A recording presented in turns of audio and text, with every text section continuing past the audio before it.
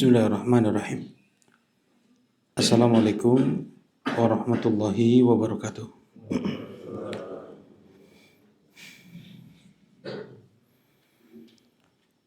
Innal hamdalillah nahmaduhu wa nasta'inuhu wa nastaghfiruh wa na'udzu billahi min shururi anfusina wa min sayyiati a'malina. May yahdihillahu fala mudhillalah wa may yudlil fala hadiyalah.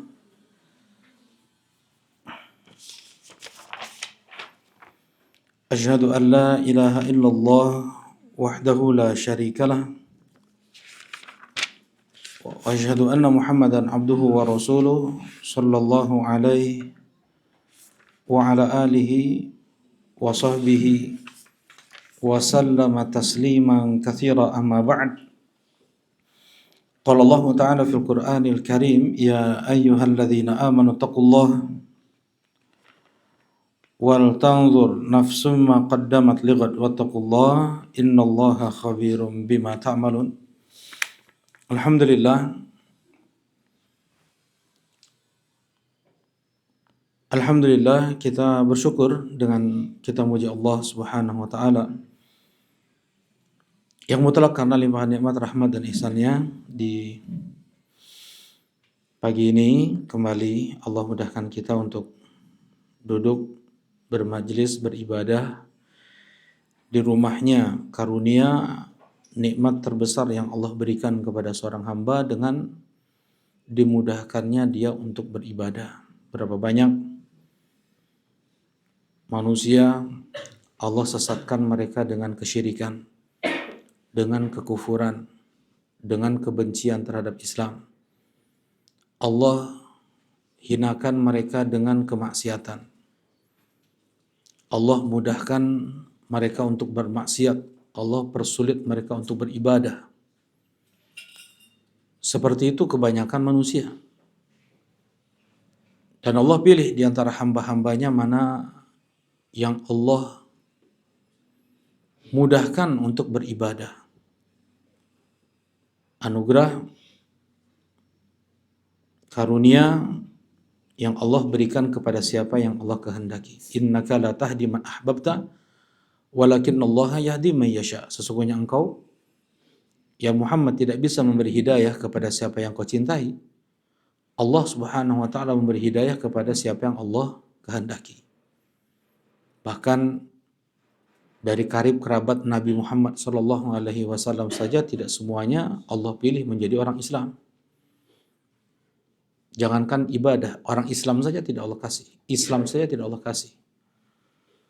Nah, seperti Abu Lahab, seperti Abu Talib. Dengan itu, di antara bentuk syukur kita kepada Allah atas nikmat Islam, ya, nikmat kita hanya beribadah kepada Rabbul Alamin. Tidak kita menyembah makhluk. Berapa miliar orang yang menyembah sapi, batu, menyembah jin, menyembah nabi. Begitulah. Nah, di antara bentuk syukur kita agar kita istiqomah di atas Islam adalah dengan kita belajar ilmu agama. Kita belajar ilmu agama. Kita berusaha untuk lebih mengenal siapa Allah, untuk lebih mengenal siapa Nabi Muhammad, apa itu Islam, yang tidak ada udzur bagi setiap kita untuk tidak menguasai tiga ilmu ini. Kenapa? Kenapa tidak ada udzur bagi setiap kita untuk tidak kita mengenal Allah, tidak kita mengenal Islam, untuk tidak kita mengenal Nabi Muhammad sallallahu alaihi wasallam? Kenapa? Kenapa ibu-ibu di atas tahu jawabannya? Semua orang Islam harus mengilmui siapa Robnya, apa agamanya, siapa nabinya. Kenapa, Bu?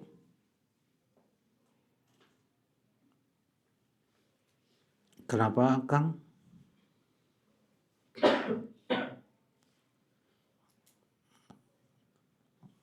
Anak tanya Pak Didin lah. Maaf Pak Didin, kenapa kok kita harus mengenal Allah, mengenal Islam, mengenal Rasulullah SAW? Harus ini Pak, harus. Kenapa? Iya, Masya Allah. Karena Allah satu-satunya yang wajib untuk kita sembah, maka sebelum kita menyembahnya atau karena Allah satu-satunya yang kita sembah, maka kita harus mengenalnya ya. Nah, ada jawaban lain? Nah, Salman. Nanti di ujian. Di mana di ujian mana? Di ujian masuk SD. Di alam kubur. Karena setiap kita akan ditanya di alam kubur, siapa Robmu, apa agamamu, siapa nabimu. Yang bisa menjawab hanya orang yang yakin. Nggak mungkin yakin itu muncul kecuali dengan ilmu agama. Ya, tiba-tiba yakin, nggak mungkin. Keyakinan itu ada yang benar, ada yang salah. Hanya keyakinan yang benar yang bisa menjawab pertanyaan tiga pertanyaan tersebut di alam kubur. Kalau sekarang orang Kristen bisa nggak jawab 3 pertanyaan ini? Siapa Tuhannya orang Islam? Bisa nggak? Bisa. Orang Kristen sekarang tanya, bisa. Apa agamanya orang Islam? Siapa nabinya orang Islam? Bisa. Kata Rasulullah, yang bisa menjawab di alam kubur hanya orang yang beriman. Dan iman tidak akan mungkin tumbuh kecuali dengan belajar ilmu agama. Berbeda dengan para nabi, para rasul, mereka turun wahyu langsung ke dalam hati mereka. Nggak perlu mereka belajar kayak kita, nggak perlu. Ya, nah kalau kita mau nggak mau, untuk kita mendapatkan iman, kita harus belajar. Ya, nah disitulah wajibnya seorang ayah untuk mengajar iman kepada anaknya. Wajibnya setiap suami untuk mengajarkan iman kepada istrinya, karena perintah dari Allah, qu anfusakum wa ahlikum nar, jagalah diri kalian dan keluarga kalian dari api neraka, bukan dengan harta, tetapi dengan iman. Bagaimana iman itu tumbuh? Bagaimana iman seseorang itu benar? Hanya dengan belajar ilmu agama.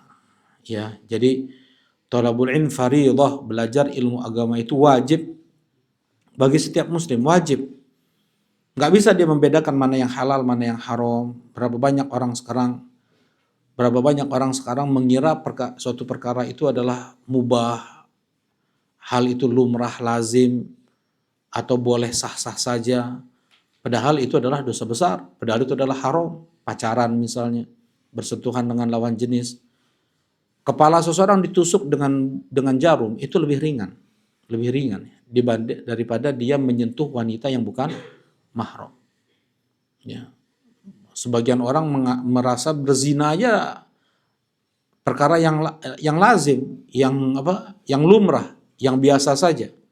Sebagian orang seperti itu. Yang padahal dia akan dibakar. Ya, orang yang seperti itu dibakar di alam barzakhnya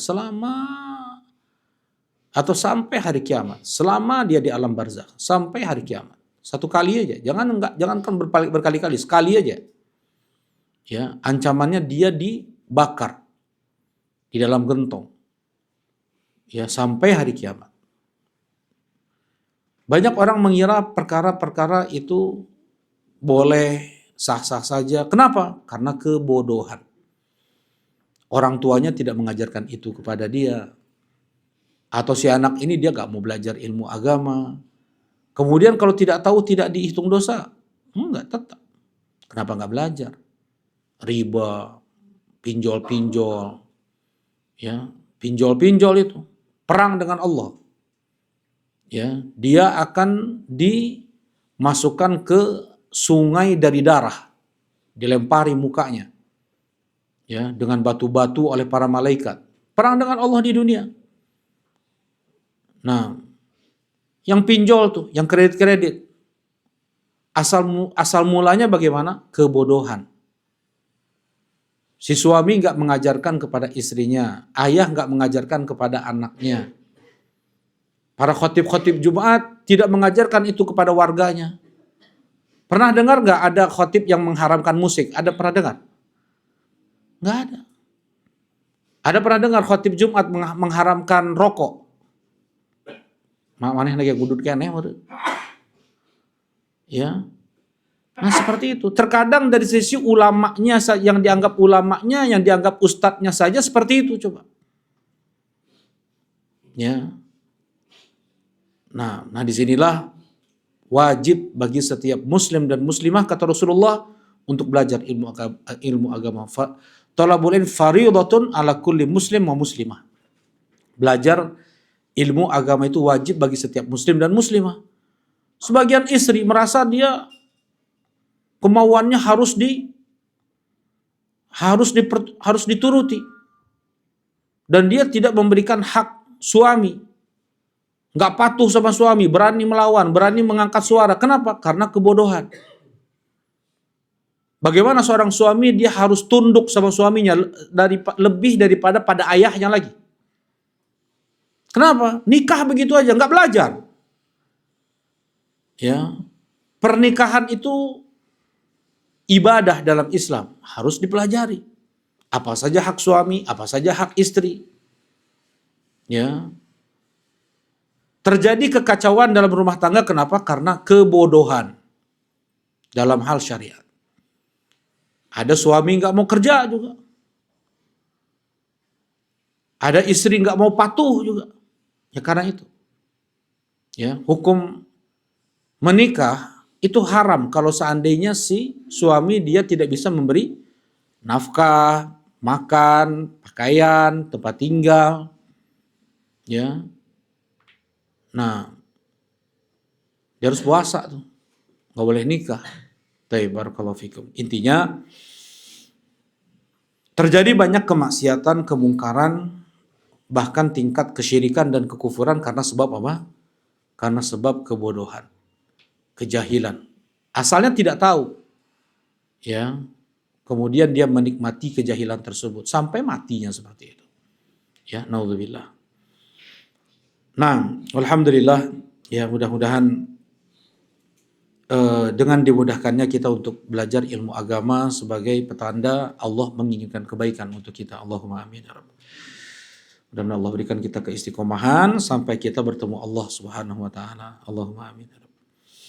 Baik, kita masuk hadis yang ke-28 dalam Al-Arba'un An-Nawawiyah, yaitu luzumus sunnah wajtinab al-khilaf wal bid'ah, berpegang terhadap sunnah dan menjauhi perselisihan dan kebid'ahan. Ini yang dibuat judul oleh Imam An-Nawawi untuk hadis ini. An Abi Najih Al-Irbad Ibn Sariyah radhiyallahu taala anhu qala, dari sahabat Nabi Abu Najih Al-Irbad Ibn Sariyah. Mudah-mudahan Allah Subhanahu wa taala meridhai beliau. Ya. Coba nih. Ya, di dalam Islam itu ada sanad, ada hadis. Ulama, enggak semua ulama diambil ilmunya. Dia yang nggak pernah bohong, ya. Dia yang hafalannya sempurna. Kalau agamanya nggak baik, sekali bohong udah gak diterima sudah.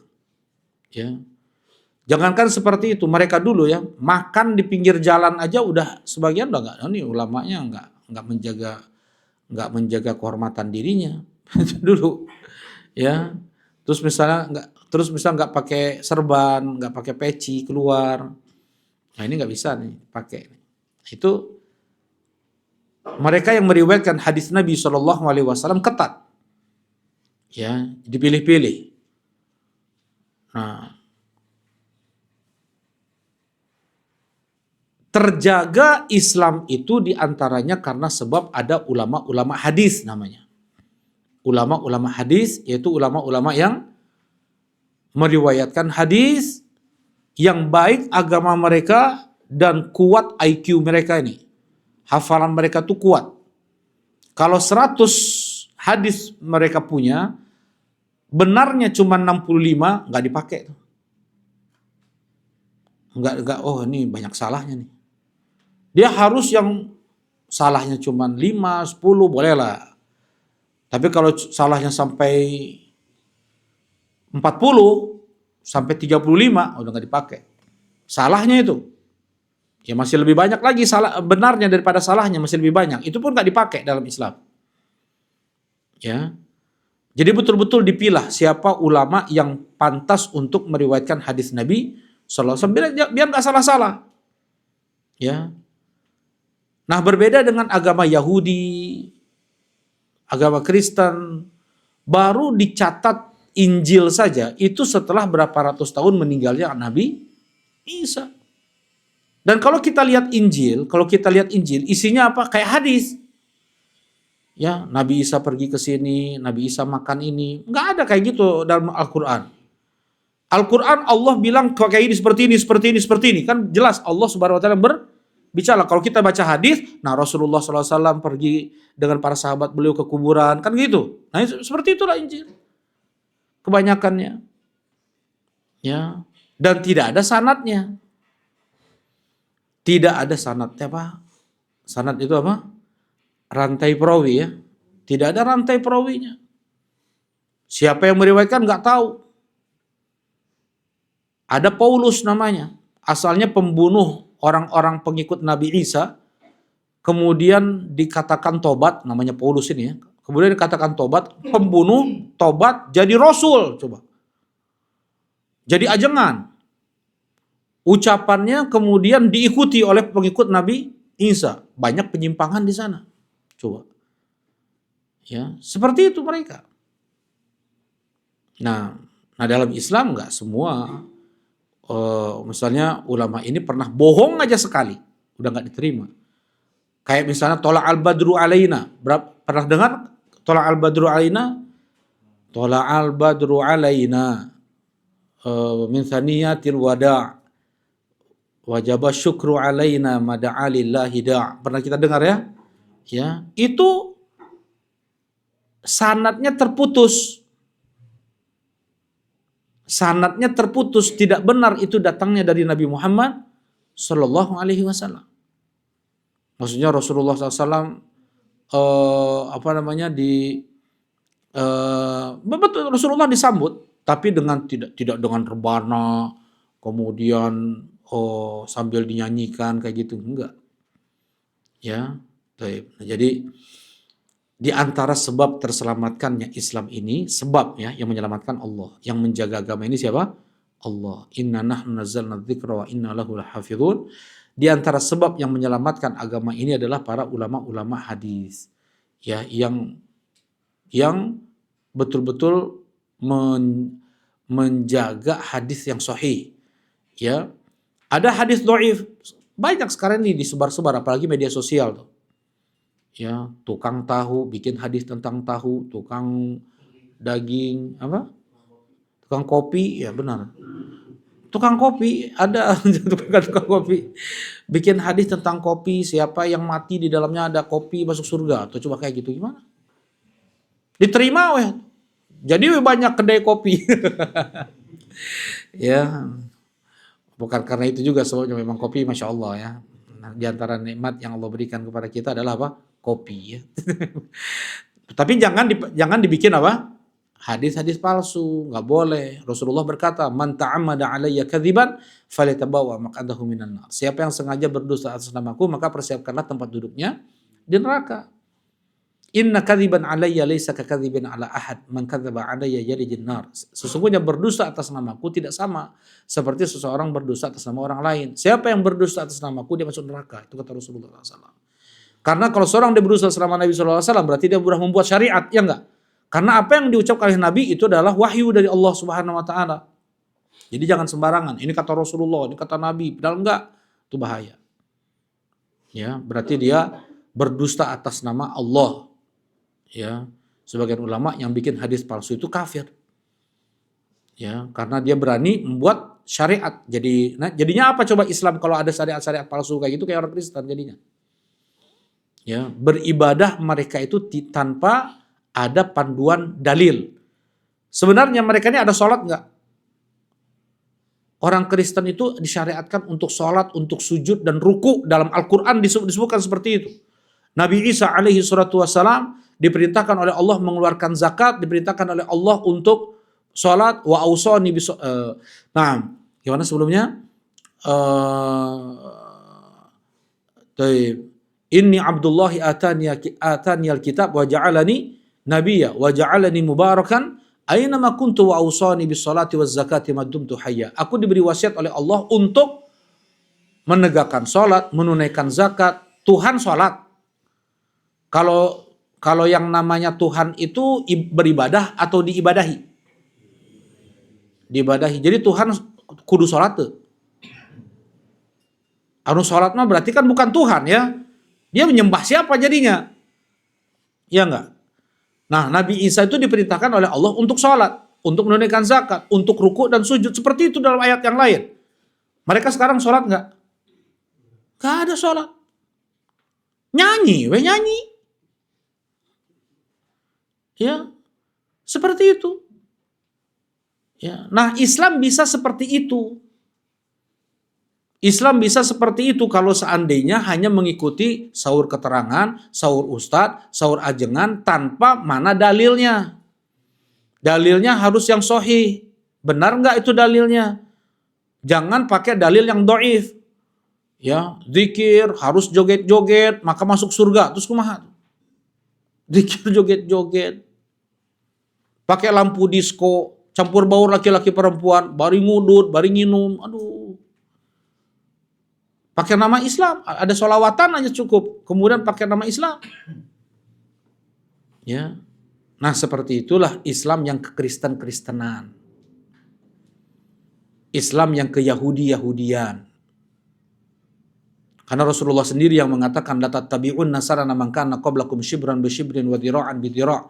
Kalian akan mengikuti orang-orang sebelum kalian sejengkal demi sejengkal, sedepa demi sedepa. Apabila mereka masuk lubang kadal sekalipun kalian akan mengikuti mereka. Apakah mereka orang Yahudi dan Nasrani? Rasulullah, siapa lagi kata Rasulullah? Siapa lagi kalau bukan mereka yang kalian ikuti? Apa yang ada pada agama Kristen diikutin. Dalam Islam ini. Ya. Ada happy birthday. Ya. Rasulullah happy birthday lain. Sekarang saya sedih sekali anak saya tidak dirayakan ulang tahunnya. Sedih. Astagfirullah. Ya, seperti itu. Kalau udah menjalar, sudah mengakar, sudah berkerak. Sudah berkerak taklidul kufar. Ya. Seakan-akan betul-betul ritual yang harus itu wajib untuk dikerjakan. Merayakan ulang tahun. Ada merayakan hari pernikahan, begitu juga tuh diikuti itu. Bukan ibadah, bukan sholat, bukan puasa, bukan sedekah yang bermanfaat untuk akhiratnya. Nah, di sini alhamdulillah kalau kita lihat bagaimana Al-Imam Nawawi, ulama besar Syafi'iyah, beliau ingin mencerdaskan orang Islam. Bagaimana itu? Nih dalil, pegang dalil. Ini ayat, ini hadis Nabi. Ada namanya satu kitab Riyadhus Shalihin, isinya ayat Al-Quran dan hadis Nabi. Dicerdaskan, nih orang Islam, kamu jadikan sumber agama kalian itu Al-Quran dan hadis, bukan sahur keterangan. Naon sahur keterangan?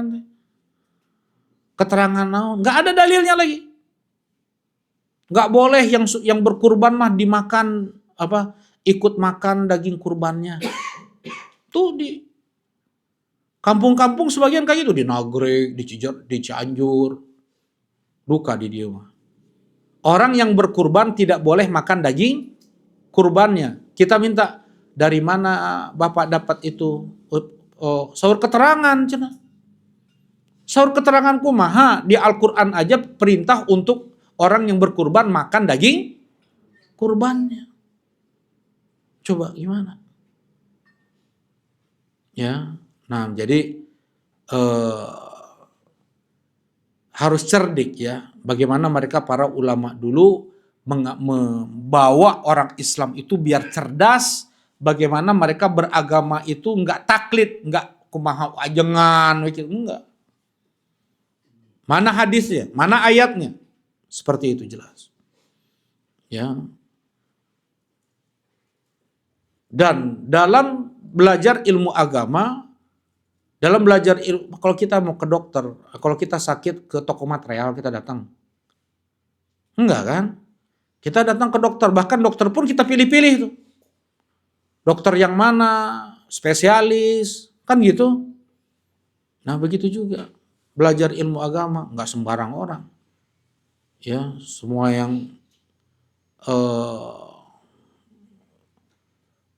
semua yang udah haji ustadz weh, akhirnya semua yang udah umroh ustadz weh gitu, ya. Nah jadi eh, kembalikan setiap urusan agama ini ke Al-Quran dan hadis Nabi Shallallahu Alaihi Wasallam. Karena kita mau selamat ya, kita ingin selamat dunia akhirat. Baik hidup kita di dunia, bagaimana juga bisa baik hidup kita di akhirat. Barakallahu fikum. Baik, kita lanjutkan ya. Hadis yang ke-28 dari sahabat Nabi Irbad ibn Sariyah radhiyallahu taala anhu qala wa'adana Rasulullah sallallahu alaihi wasallam mau'izatan wajilat minhal qulub wa dzarafat minhal uyud. Rasulullah sallallahu alaihi wasallam memberikan wejangan, nasihat yang menyentuh, yaitu mau'izah itu nasihat yang menyentuh sampai nangis. Ini diantara dakwah Rasulullah sallallahu alaihi wasallam. Sesekali pakai mau'izah, Rasulullah diperintahkan oleh Allah, ud'u ila sabili rabbika bil hikmah wal mau'izatil hasanah. Ajaklah orang-orang ke jalan Allah dengan hikmah dan dengan mau'izah al hasanah, dengan nasihat ya, dengan nasihat yang baik, mau'izah hasanah. Dan mau'izahnya Rasulullah SAW, nasihat yang menyentuh hati itu nggak terus-terusan, nggak setiap hari. Kalau setiap hari kebal nanti. Ya, Rasulullah SAW mengatakan Abdullah bin Mas'ud radhiyallahu taala anhu beliau berkata karena Rasulullah SAW yatakhawwaluna bil mau'izah. Rasulullah SAW itu memberikan jeda, tempo untuk memberikan nasihat mau'izah, nasihat yang menyentuh itu. Enggak terus setiap hari. Ya. Yang biasanya Rasulullah itu menyampaikan sepekan sekali. Sepekan sekali. Tapi kalau untuk urusan belajar ilmu agama, ya mengajarkan syariat, hukum, itu setiap hari Rasulullah SAW. Ya, untuk mengajari sholat, zakat, puasa, tentang hukum, itu setiap hari Rasulullah. Tapi kalau tentang mau'izah hasanah, untuk bagaimana seorang hamba biar agar lebih takut lagi kepada Allah, lebih sayang lagi kepada Allah, lebih cinta lagi kepada Allah, itu sepekan sekali Rasulullah. Ya enggak setiap hari. Bakhafatas sa'amah alaina, karena Rasulullah khawatir kita akan bosan. Ya kalau tiap hari, nah ini juga ya, kalau nasehatin orang, itu jangan tiap hari dinasehatin. Lama-lama dia bisa bosan.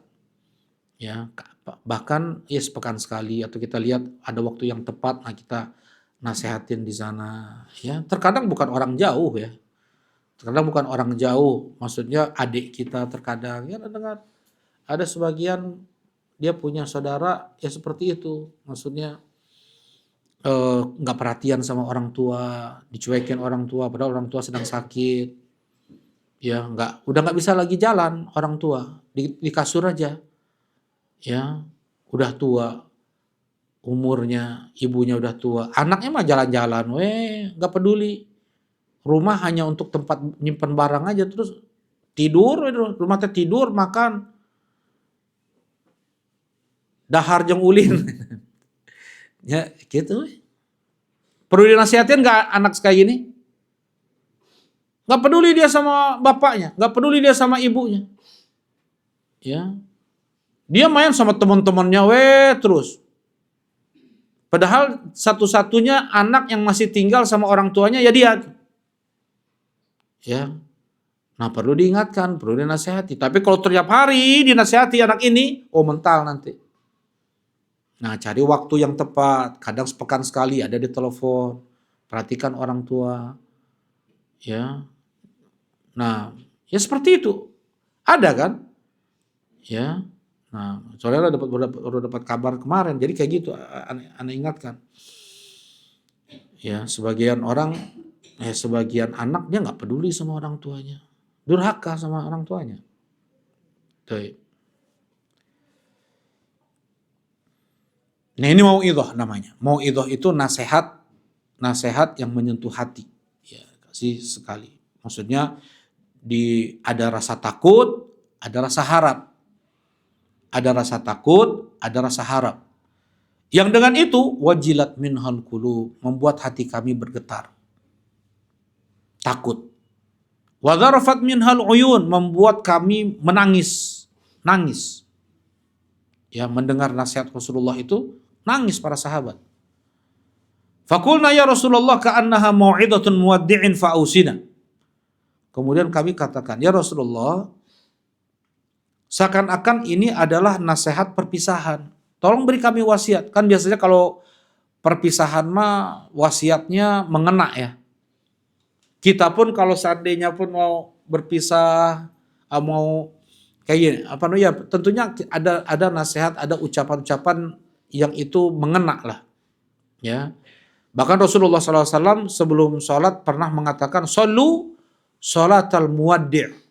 Sholatlah kalian seperti sholatlah kalian sholat orang yang akan berpisah. Habis sholat mati, misalnya.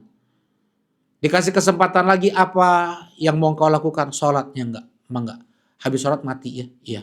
Kira-kira gimana sholatnya? Khusyuk kan? Khusyuk. Betul-betul dia hadirkan rasa takut dan cintanya kepada Allah, berhusnudzon dia kepada Allah, berbaik sangka, nggak ada lagi amal ibadah yang bisa dia lakukan kecuali hanya ini yang terakhir. Setelah itu mati. Ya. Itu Rasulullah ingatkan, shollu salatal muwaddi'.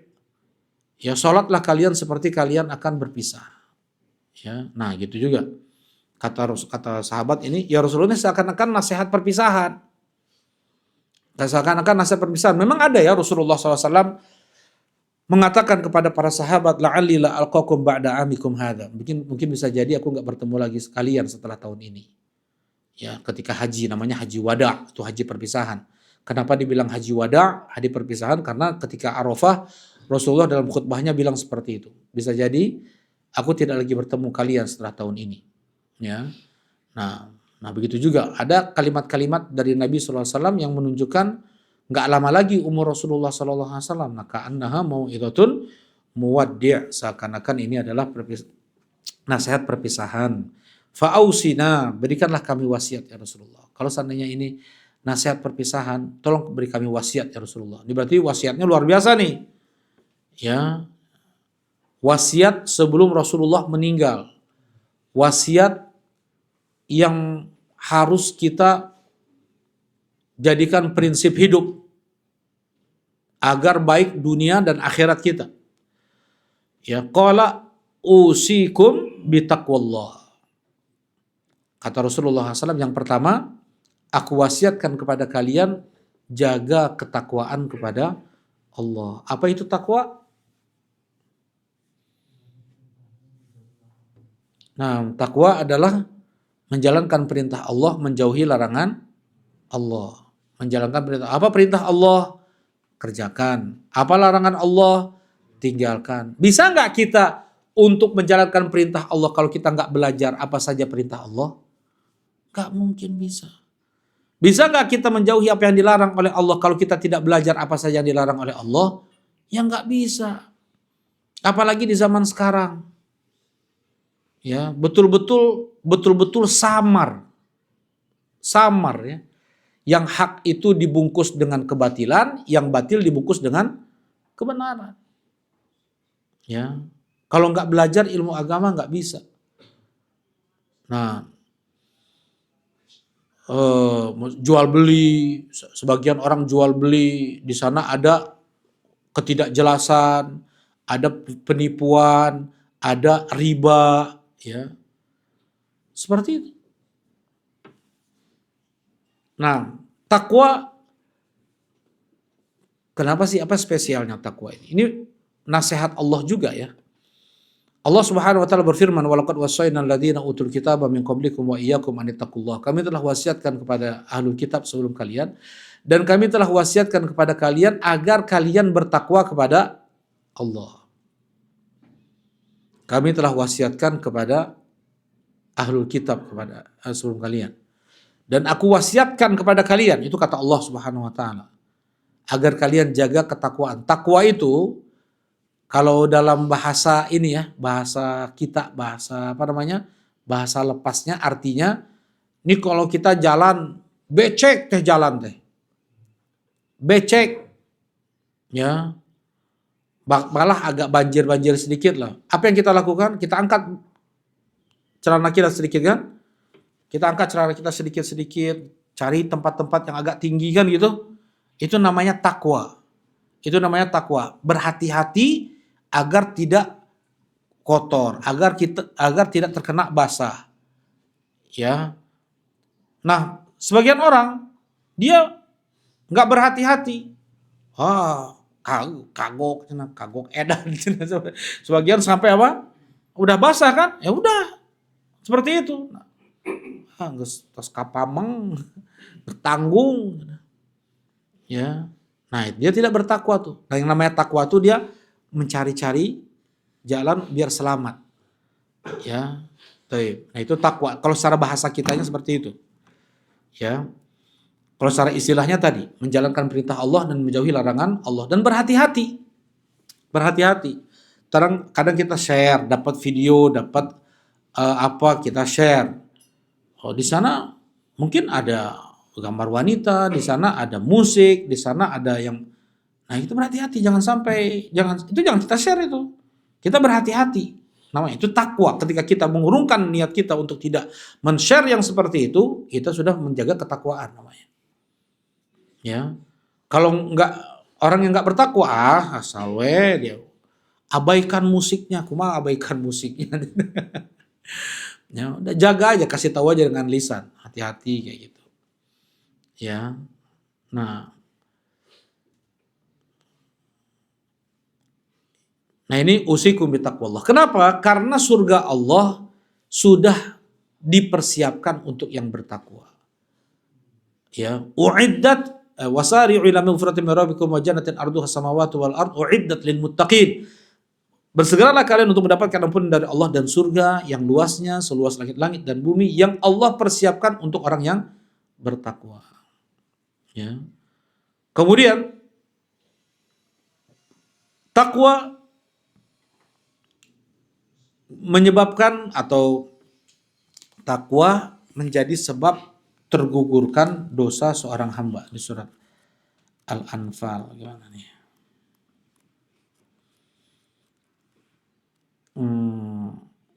In tattaqullaha yaj'al lakum furqana wa yukaffir ankum sayyi'atikum wa yaghfir lakum. Kata Allah Subhanahu wa taala di surat Al-Anfal ayat 29 ya. Wahai orang beriman, andaikan kalian bertakwa kepada Allah, maka Allah akan berikan untuk kalian furqan. Apa furqan? Furqan itu pembeda, bisa ngebedain ini kebaikan, ini keburukan. Ya. Wa yukaffir ankum sayyi'atikum, yang dengan itu Allah gugurkan dosa-dosa kalian, wa yaghfir lakum, Allah ampuni dosa kalian. Tuh. Dengan bertakwa Allah akan gugurkan dosa-dosa kita. Dengan bertakwa maka tidak akan bermadarat orang yang mau menjahati kita. Kan ada orang mungkin ada orang nggak baik sama kita lah. Dia ingin menjahati kita. Kalau kita jaga ketakwaan, maka Allah akan melindungi kita.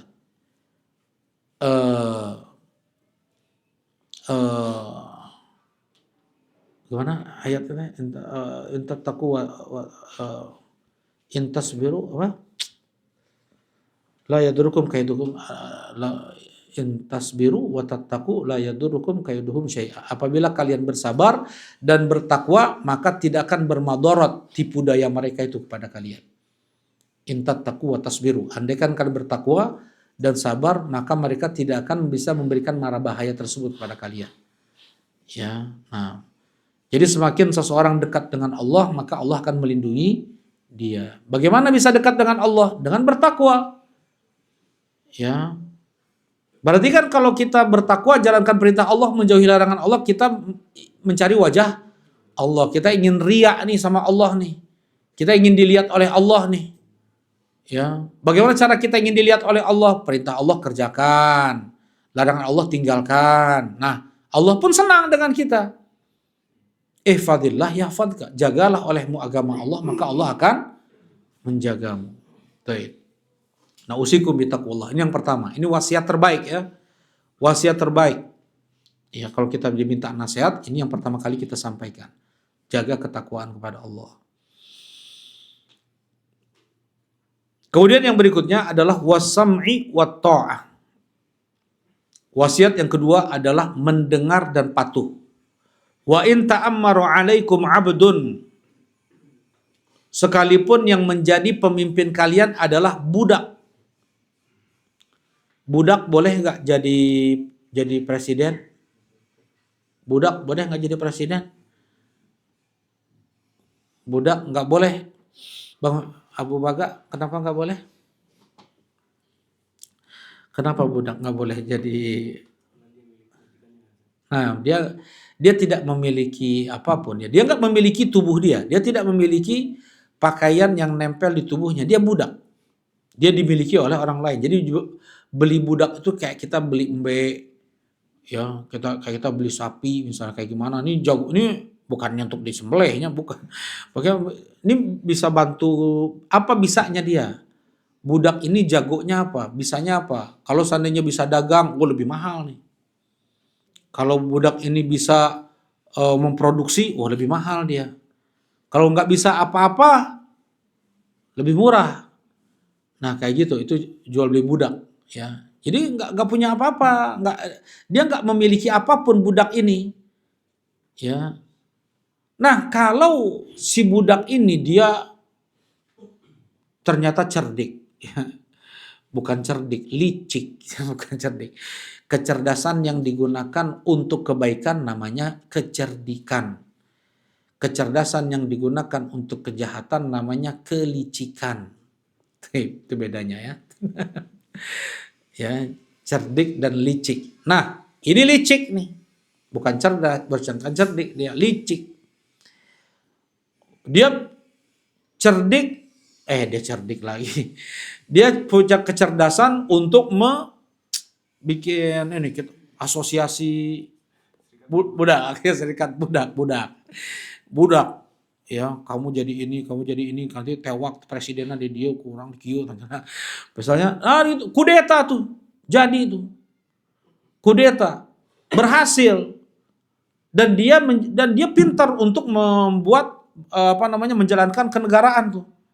Ya, dia bikin menteri-menterinya, dia jalan nih pemerintahan karena sebab budak ini. Ya.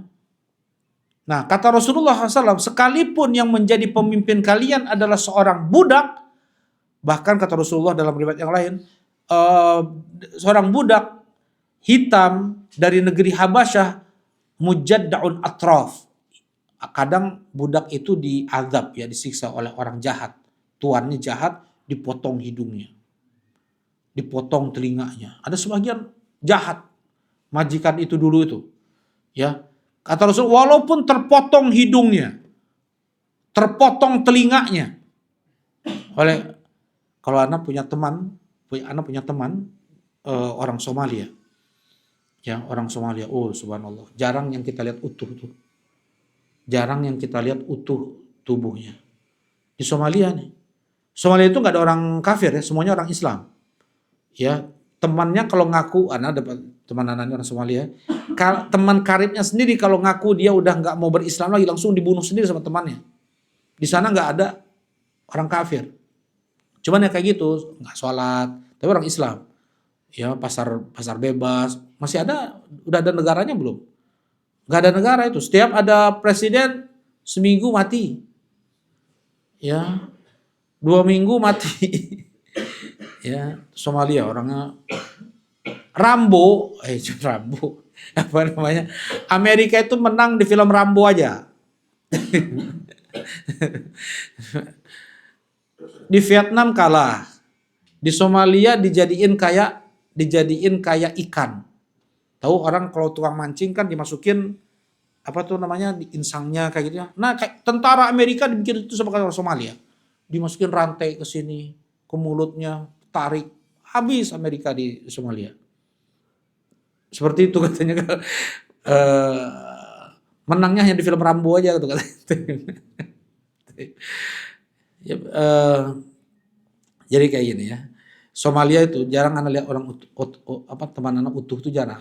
Potongnya di apa namanya jarinya dipotong, ini sobek ke sini, nasallallahu afiyah. Memang nggak tahu keras atau gimana gitu. Tapi memang otaknya keras-keras, kurus tinggi, kuat, gelut sesama mereka dari pagi sampai sore coba biarin. Sore pagi sampai sore berkelahi, ya kan di sana kami tanah lapang ya, tanah kayak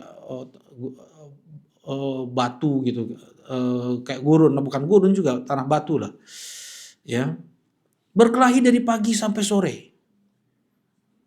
kuatnya mereka dan enggak ini keras sekali wataknya subhanallah, ya. Nah itu jarang anda lihat utuh. Nah kalau seandainya pun orang nggak utuh bentuknya, ya udah nggak utuh lagi, udah cacat-cacat, hidungnya dipotong, dia pun seorang budak asalnya, tapi dia bisa menjalankan pemerintahan walaupun dengan cara yang syar'i atau tidak syar'i ini sesuai dengan syariat nggak dia jadi pemimpin? Enggak kan?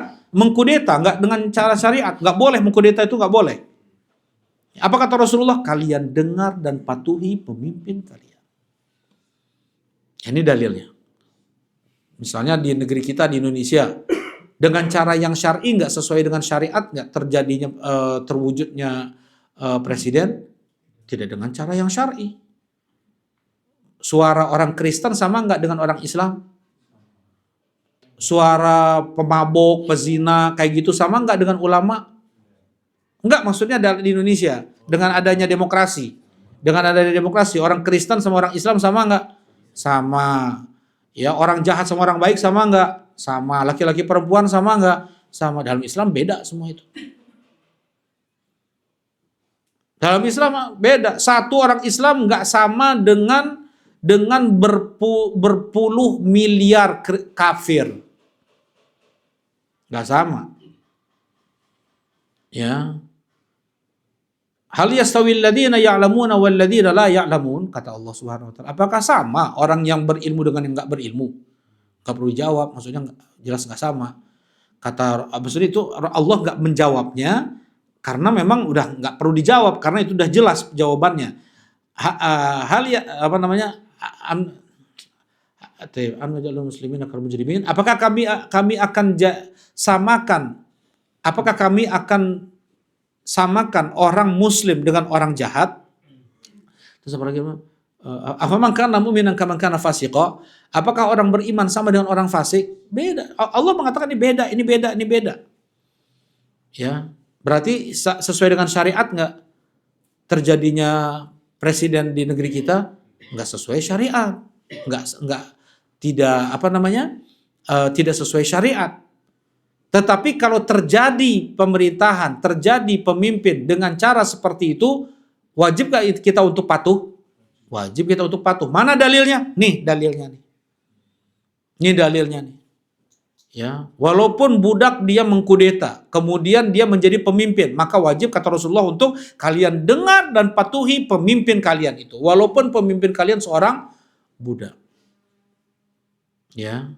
Wajib kita untuk mendengar dan patuh kepada presiden kita, ya, yang ngurus ekonomi kita, yang ngurus jalan, yang ngurus keamanan, militer, itu wajib. Wajib kita untuk mendengar dan patuh. Ya. Kata Rasulullah SAW, patuh dalam hal apa tadi? Kebaikan. Innamat ta'ah fil ma'ruf, ketaatan itu hanya pada yang baik. Hanya pada yang baik. Kalau misalnya suruh maksiat, semua rakyat harus memproduksi khamr, nggak boleh patuh, nggak boleh taat.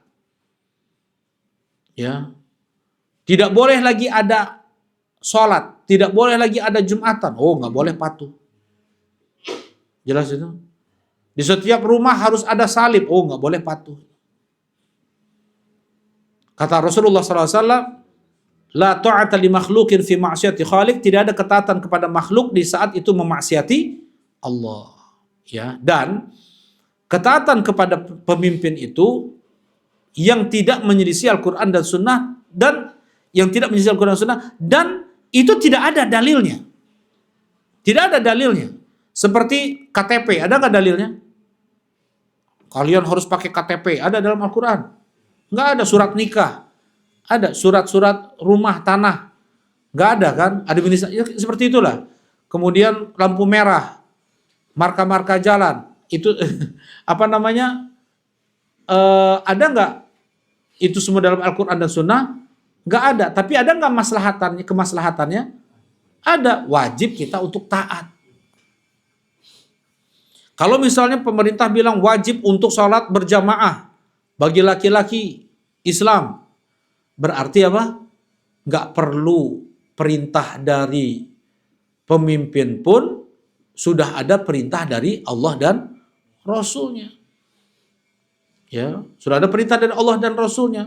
Jalani, apalagi kalau ada perintah dari pemimpin, tambah kuat lagi gitu maksudnya. Jelas ya? Tapi yang diperintahkan oleh Nabi SAW itu mah udah nggak perlu ditanyakan lagi. Kalau seandainya kebijakan pemimpin itu yang sesuai dengan syariat, itu mah nggak usah apa dipertanyakan lagi. Ini adalah kebijakan yang tidak ada dalilnya dari Al-Quran dan Sunnah, tetapi tidak menyelisihi Al-Quran dan Sunnah. Maka hukumnya wajib untuk taat. Ya, bikin KTP.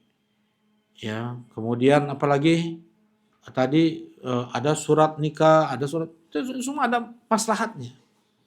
Ya, surat tanah pepasiaeun kayak kalau nggak ada surat tanah masing-masing nggak bakal apa? Ngaku. Ya, nah seperti itu. Nah, inilah kata Rasulullah SAW untuk menjaga darah kaum muslimin, biar nggak bertengkar, biar nggak tertumpah darah, biar nggak ada yang kuat menindas yang lemah, biar nggak seperti itu. Harus ada pemerintahan, harus ada yang ngatur. Ya, pemerintah mungkin ada masukan kabar, mereka mah kayak gini, kayak gitu, itu bukan urusan kita itu. Ya, bukan urusan kita. Nanti mereka yang mempertanggungjawabkannya di hadapan Allah Subhanahu wa taala. Kalau kita tunaikan yang menjadi kewajiban kita. Kemudian ada hak kita diambil oleh mereka, nanti kita tuntut di akhirat. Kalau memang ada hak kita diambil oleh mereka, tuntut di akhirat, boleh. Ya, kata Rasulullah sallallahu alaihi wasallam, tu'adduna haqqahum wa yu'addilakum haqqakum. Kata Rasulullah SAW, kalian tunaikan saja hak mereka, nanti Allah yang menunaikan hak kalian di akhirat nanti. Ya, kemudian kata Rasulullah SAW juga, yakunu ba'di a'immatun la yahtaduna bihudaya wa la yastanuna bisunnati, akan datang pemimpin-pemimpin setelahku, mereka tidak menerapkan ajaran-ajaran dariku, mereka tidak menerapkan sunnah-sunnah dariku, ya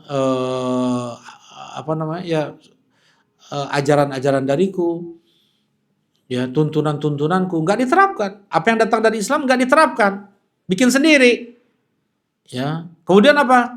Kata Rasulullah SAW, wa fihim rijalun qulubuhum qulubus syayatin fi jismani insin. Bahkan ada di antara mereka itu hatinya hati setan, tubuhnya tubuh manusia, tegaan ke batur, ya tegaan ke rakyatnya. Ada yang seperti itu. Ya,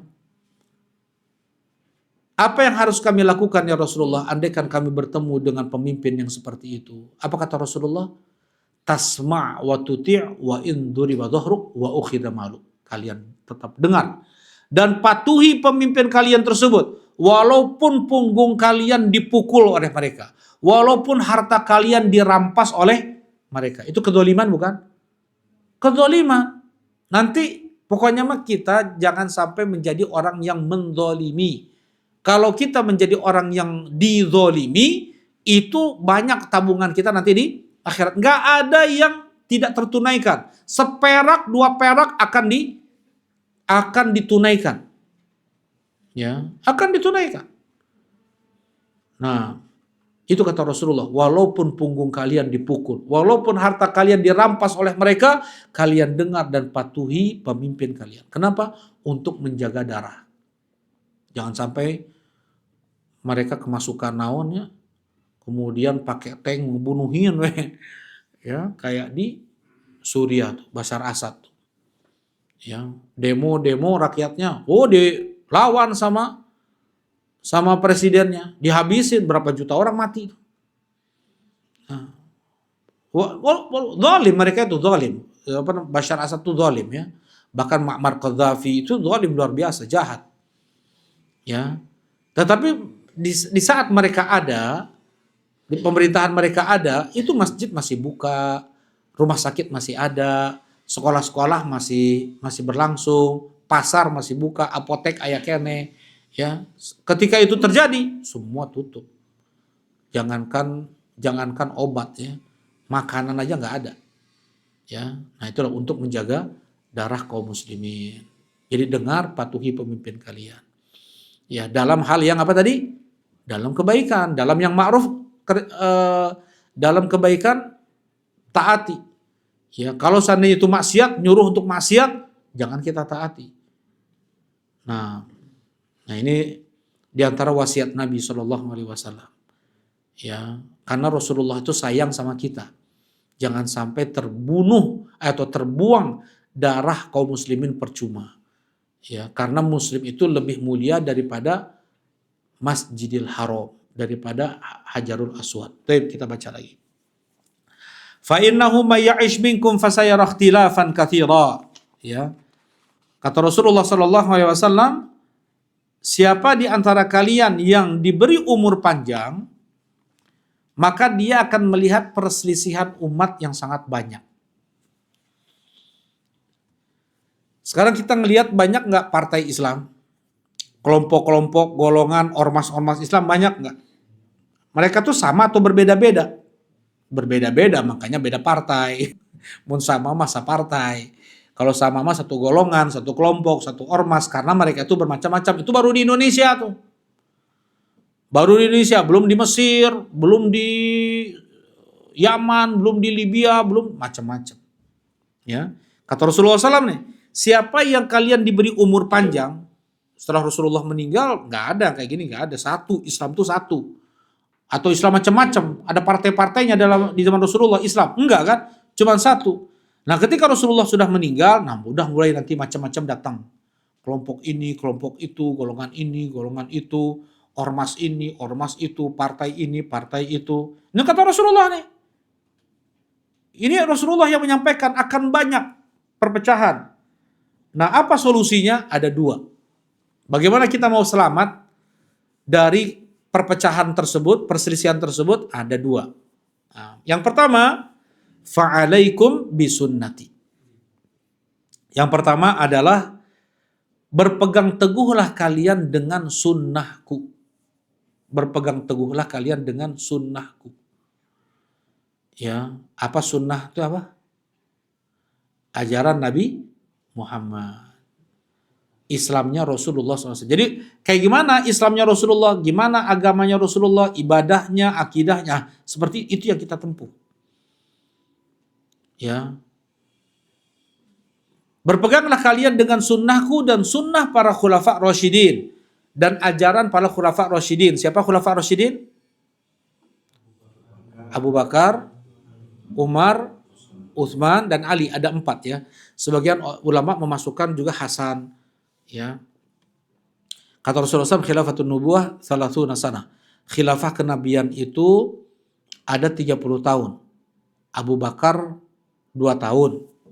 Tambah Umar 10 tahun. Jadi berapa? Abu Bakar 2 tahun. Tambah Umar 10 tahun. Jadi berapa? Tambah Utsman 12 tahun. Jadi berapa? Tambah Ali 5 tahun 6 bulan. Jadi berapa? 29 setengah. Nah, sekian 5 bulannya lagi, itu Hasan ibn Ali bin Abi Thalib. Ya, sebagian makanya memasukkan Hasan ke dalam Khulafa Rasyidin. Sebagian ulama mengatakan enggak, cuma 4 Khulafa Rasyidin ini saja. Tapi Rasulullah mengatakan khilafatun nubuwah 30 sanah. Khilafah kenabian itu maksudnya pemerintahan kenabian, pemerintahan yang sesuai dengan ajaran Nabi itu 30 tahun. Setelah itu kerajaan. Setelah itu kerajaan. Ya, nah kalau kerajaan misalnya menunjuk putra mahkota akan menjadi raja setelahnya, pemimpin setelahnya. Itu pun ada juga dilakukan oleh Abu Bakar As-Siddiq radhiyallahu taala anhu. Ya, yang menjadi pemimpin setelahku, apa isinya mandat ya. Yang menjadi pemimpin setelahku adalah Umar bin Khattab. Ya. Nah, jadi penunjukan gitu langsung dari pemimpin sebelumnya. Nah, berpeganglah kalian dengan sunnahku dan sunnah para khulafa rasyidin yang diberi petunjuk. Addu 'alaiha bin nawajid. Gigitlah oleh kalian dengan gigi geraham kalian. Pegang erat sunnah Nabi itu. Ada dalilnya kerjakan, tidak ada dalilnya tinggalkan. Itu maksudnya. Ini solusi yang pertama. Jadi kita mau tahu apa saja Islamnya Rasulullah, perlu belajar nggak? Perlu belajar kan? Nah, apa yang kita belajar dari itu, ini ada sunnahnya, ada ajarannya dari Rasulullah, kerjakan. Sibukkan kalian dengan itu. Tinggalkan semua kelompok-kelompok itu. Tinggalkan semua ormas, semua partai, semua golongan. Tinggalkan. Kata Rasulullah, berpegang saja kalian dengan sunnah Rasulullah Shallallahu Alaihi Wasallam. Gak usah masuk kelompok-kelompok, golongan-golongan. Enggak, Islamnya kita ada Islamnya Rasulullah. Kita baca seperti apa Islamnya Rasulullah, seperti itu salatnya Rasulullah, kerjakan. Nah, sibukkan diri kita dengan ibadah yang datang dari Rasulullah Shallallahu Alaihi Wasallam. Nah, solusi yang kedua harus ada dua. Yang pertama tadi memegang sunnah Nabi. Yang kedua apa? Wa iyyakum wa muhdatsatil umur fa inna kulla bid'atin dhalalah. Jauhilah oleh kalian perkara-perkara yang baru dalam agama ini, karena setiap bid'ah itu sesat. Jauhi oleh kalian perkara-perkara yang baru dalam agama ini, karena setiap bid'ah itu sesat. Siapa yang bilang bid'ah sesat? Nabi Muhammad sallallahu alaihi wasallam. Yang menyebutkan kalimat bid'ah siapa? Rasulullah sallallahu alaihi wasallam. Ya, sensi banget dengan kalimat bid'ah. Ya. Kalau mau protes ke Nabi sallallahu alaihi wasallam. Oh, kalau protes Nabi mah atau harus ganti agama di KTP-nya. Ngapain protes ke Nabi sallallahu alaihi wasallam? Kalau dia mau Islam harus tunduk dengan yang datang dari Rasulullah SAW, nggak usah protes-protes. Ya.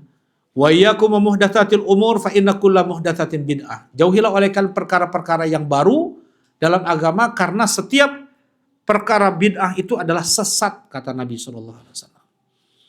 Ada bid'ah itu dalam hal akidah, bid'ah dalam hal ibadah, bid'ah dalam hal akhlak. Misalnya bid'ah dalam hal akidah apa? Bid'ah dalam hal akidah. Yang bilang Allah tidak di mana-mana. Allah di mana-mana. Aduh. Siapa yang bilang kayak gitu? Pernah Rasulullah bilang Allah di mana-mana atau Allah tidak di mana-mana? Ari Allah tidak di mana-mana berarti atuh. Ya, enggak ada itu. Coba definisikan sesuatu yang tidak ada. Enggak ada di mana-mana. Jadi yang mengatakan Allah tidak di mana, itu nggak ada satupun ayat hadis, nggak ada yang menyatakan Allah tidak di mana-mana. Nggak ada satupun ayat hadis yang mengatakan Allah itu ada di mana-mana, nggak ada. Jadi bagaimana? Ribuan hadis datang Allah itu berada di atas. Itu ribuan hadis. Allah ada di atas. Ya. Ribuan hadis, ribuan dalil, bukan hadis, ribuan dalil ayat Al-Quran dan hadis Nabi Sallallahu Alaihi Wasallam. Allah berkata, Amin tu man fis sama. Apakah kalian beriman dengan yang di atas langit? Para malaikat yakhafuna rabbahum min fawqihim. Ya, para malaikat mereka sangat takut kepada Rabb mereka, yang Rabb mereka ada di atas mereka. Kalau kita orang-orang awam, orang-orang yang nggak belajar ilmu agama, mereka ngomongnya gimana? Mintalah ke yang di atas, bukan mintalah ke yang di mana-mana. Ayat pernah mintalah kepada yang tidak. Nah ini namanya akidah yang baru, nggak ada dalam ajaran Rasulullah. Ya, yang bilang Allah di mana-mana, Allah tidak di mana-mana. Ya. Kemudian, hayu orang ke kuburan. Kita meyakini bahwasanya orang soleh bisa menyampaikan hajat kita kepada Allah. Pernah nggak Rasulullah melakukan sekali aja kayak gitu? Minta dulu Rasulullah ke Allah, ya Allah tunjukkanlah kepadaku kuburan Nabi Ismail. Bisa nggak? Nabi Ismail di mana? Di Mekah kan? Ibunya Nabi Ismail siapa namanya? Siapa ya Babaga? Bang Filis? Siapa? Siapa? Sarah atau Hajar? Sarah atau Hajar? Siapa nama ibu Nabi Ismail? Hajar. Sarah nama ibu Nabi Ishak. Meninggalnya di mana? Hajar? Ya di Mekah atuh. Di Mekah kan yang menjadi sebab keluarnya air Zam-Zam. Ya kan? Hajar tuh. Wali Allah bukan? Wali Allah kan? Bagaimana Zam-Zam bisa keluar karena sebab beliau? Ya, Nabi Ismail wali udah jelas itu mah nabi. Rasulullah nggak pernah minta kepada Allah, ya Allah tunjukkan kepadaku mana kuburan Nabi Ismail, mana kuburan Ibunda Hajar. Nggak pernah. Kemudian ya orang tawasulan, tabarukan. Pernah nggak Rasulullah kayak gitu? Kalau iya itu syariat yang benar, ibadah yang benar akan dilakukan oleh Rasulullah. Tidak dilakukan itu oleh Rasulullah, dilakukan nggak oleh orang yang berbilang Islam sekarang ini? Iya. Tahlilan. Tahlilan sekarang banyak nggak dilakukan oleh orang Islam? Pernah nggak dilakukan oleh Rasulullah? Pernah nggak dilakukan sekali aja oleh Khulafa Rasyidin, oleh Abu Bakar, oleh Umar, oleh Utsman, oleh Ali? Nggak pernah juga. Mereka sahabat satu pun nggak ada yang pernah melakukan itu. Sekarang jadi wajib ya nggak? Sekarang jadi wajib. Kalau nggak tahlilan gimana? Siga nguburkeun ucing wae. Ya. Kalau memang ada uang, umrohkan. Kalau uangnya banyak, bangunkan masjid atas namanya. Jelas eta mah. Ya, kalau jelas itu sampai pahalanya. Ya Rasulullah, ibuku meninggal. Uftulitat nafsuha, meninggal mendadak. Begak sempat berwasiat, apakah sampai sedekah yang aku niatkan untuk ibuku? Kata Rasulullah, sampai. Ya, jelas insyaallah. Kemudian umrohkan. Ada uang lebih lagi, hajikan. Kalau ada uang. Ya. Dan bukan keluarga yang terkena musibah meninggal, dia yang nyiapin makanan. Nyiapin makanan, kudu nama Pak RT dengan reng-rengannya. Siapa yang bilang? Rasulullah SAW mengatakan, Isna'u li ali Ja'far ta'ama. Buatkan untuk keluarga Ja'far makanan. Mereka sedang sedih, suami Ja'far meninggal. Ya suami istrinya ini meninggal, bapak dari anak-anaknya ini meninggal. Mereka sedang sedih nggak? Sedang sedih, dikasihlah makanan. Bukan orang yang sedang dalam kesedihan, dia yang menyiapkan makanan. Itu di dalam Islam. Nah seperti itulah. Kalau ini sekarang, itu makan baik. Jadi ada perselisihan nggak? Ada perbedaan nggak? Ya, nah kata Rasulullah, ketika ada perselisihan tersebut, kembalikanlah ke sunnah Nabi Muhammad SAW. Ada nggak dalilnya? Nggak ada, tinggalkan. Nggak usah ragu. Dipoyok, nggak usah. Biarkan, serahkan kepada Allah Subhanahu Wa Taala. Saya mah ada uang, saya mah nggak bikin acara. Bapak mau takziah, ibu-ibu, bapak semua mau takziah, mau di hari keberapa silahkan takziah, ya. Nya wayah nawe kieu, wayah name nginum-nginum gitu aya. Minum aja tidak. Sebagian ulama mengharamkan sebagian untuk minum untuk minum di tempat orang yang terkena musibah, kematian. Sebagian ulama sampai mengharamkan minum aja nggak boleh. Karena tidak ingin membuat repot keluarga yang sedang terkena musibah. Harusnya mereka dibantu, kita kasih makanan, bukan kita yang ngambil makanan dari mereka tuh. Ya. Bilang, saya maaf kami nggak nyediakan minum, ya mungkin ada lebih harta kami untuk bikin masjid atas niatan si mayit. Oh udah sampai setiap orang yang sujud pahalanya sampai ke mayit. Itu udah jelas. Ya, musola kecil paling nggak 4x4 udah bagus itu. 4x4 atas niatan yang sudah meninggal, udah bagus itu. Ya, ada orang yang sholat, apalagi lebih daripada itu 10x10. Masya Allah, di tempat dimana musola jauh, masjid jauh, orang sholat aja, ngaji anak tuh, belajar Quran di masjid, pahalanya sampai ke almarhum. Ya, itu dalam Islam. Nah inilah kata Rasulullah SAW, iyyakum wa muhdatsatil umur. Jauhilah oleh kalian perkara-perkara baru dalam agama. Ya, ada sebagian orang Islamnya nyerempet Kristen. Gimana itu? Kalau orang Kristen itu nabi, wali, bagi mereka orang-orang soleh, dibikin di atas kuburannya masjid. Kata Rasulullah SAW, laknatullah alal yahud wa nasara takhudhu kubur anbiya'i masajid. Laknat Allah untuk orang Yahudi dan Nasrani yang telah menjadikan kuburan-kuburan mereka sebagai masjid. Itu kata Rasulullah. Orang Yahudi, orang Nasrani itu biasanya bikin masjid, tempat ibadah di atas kuburan orang solehnya, pendetanya. Ya, ada nggak, ditiru nggak sama sebagian orang Islam? Itu Islam ke Kristen-Kristenan itu. Jelas? Ya, orang Islam nggak bikin masjid di atas kuburan, enggak. Ya, nah kemudian juga apa? Berlebih-lebihan terhadap orang soleh. Kita wajib nggak memuliakan orang soleh? Wajib. Berlebih-lebihan, mengkultuskan. Kata Rasulullah SAW, la tutruni kama atratin nasara Isa bin Maryam, innama ana abdun faqulu Abdullah wa rasuluh. Jangan kalian berlebih-lebihan terhadapku sebagaimana orang Kristen mereka berlebih-lebihan terhadap Nabi Isa. Orang Kristen berlebih-lebihan nggak terhadap Nabi Isa? Berdoa ke Nabi Isa. Ada nggak berdoa ke Syekh Abdul Qadir Jailani, berdoa ke wali ini, berdoa ke wali itu? Nah, itu Islam ke Kristen-Kristenan itu.